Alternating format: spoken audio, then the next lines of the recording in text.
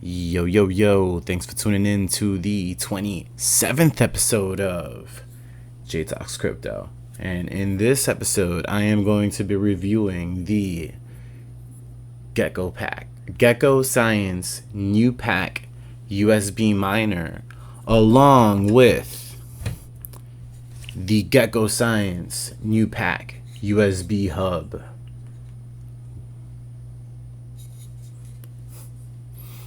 What are my thoughts? I've been running it for a little bit now. I think you need to, if you're looking to buy this product, you need to buy it for the right reason. You need to understand that you're probably not going to mine what this thing costs you in terms of Bitcoin. You might be able to mine what it costs you in terms of dollars if you have a long enough time horizon, but that's neither here nor there. In my opinion, these are the most advanced USB miners in the world. There's nothing more advanced than this. There's nothing that runs off of a USB that can give you more power than this. This uses the BM1387 chip. It's the same chip that's found in the Bitmain Antminer S9. It's the same chip that's found in the Apollo BTC. It's the same chip that's found in the Terminus R606. And I also believe the Bitmain R4, I think it's called. It's like a longer, quiet miner. Quiet. Shit is fucking loud as hell. And that's actually one of the reasons why I love these miners. And why it's a favorable review from me, because things like this, they really do give you an opportunity to learn about what Bitcoin mining is all about, what goes into it, and like this thing is almost no different than even the functionally it's a hash board, it's an ASIC chip. It's a controller. It's a heatsink. It doesn't have a fan like some of the bigger shits, but that's why we add our own. I'm hoping in the future. I do believe SideHack mentioned that he's working on a 200 Giga Hash USB stick. I don't know how he's going to achieve that, but I think it's really important and it's really dope that shit like this still gets made, and I'm gonna support it because. One of the things that I want to see before I fucking go, I want to see a fucking 1 terahash USB stick. That's kind of like, that would be the shit. This thing, stock, it does 25 to 30 giga hashes. If you overclock it and you tune it a little bit, you can get from 100 to 130 giga hashes, I believe. I've personally been getting 120 off of 5 sticks and about 90 to 100 in another like 4 or 5 sticks. And then I do have another one that's running a little bit slower between 40 and 70 giga hashes. And those you can fine tune them a little bit using I forget what it's called. I think it's called a pentometer or something like that. Essentially, it's like you measure the voltage and there's a screw that you can spin clockwise or counterclockwise a little bit to tune the voltage, and then you get a higher hash rate. I haven't had any issues with them. They just fucking go. It's so fucking dope. They're just like crunching all the time. I do feel that when you pair them with the GekkoScience hub, it's really, really dope because it does have the Pcie Connector.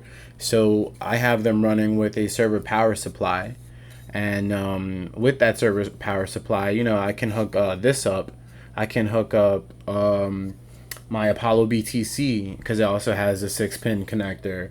The Terminus R606s have a 6-pin connector.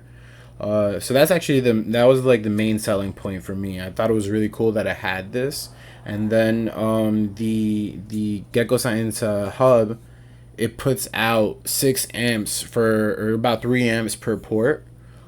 I would recommend even though it does have 8 ports. They advertise that you can run 7. They advertise that you can run 7. I found that your best bet is honestly running 6 off of them.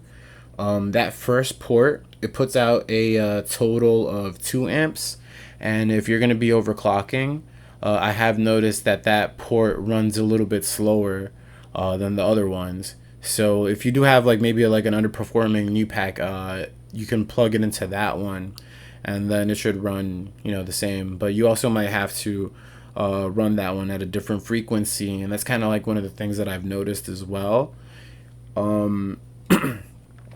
If you're not going to be adjusting the voltage screw, one of the other options that you do have is changing the registration number and adjusting the frequency when overclocking a little bit.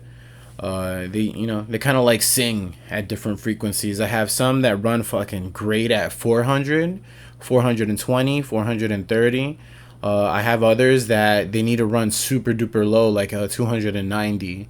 And then I have other ones that like that if you put them at 450, 480, 500, 515, they just like yo going.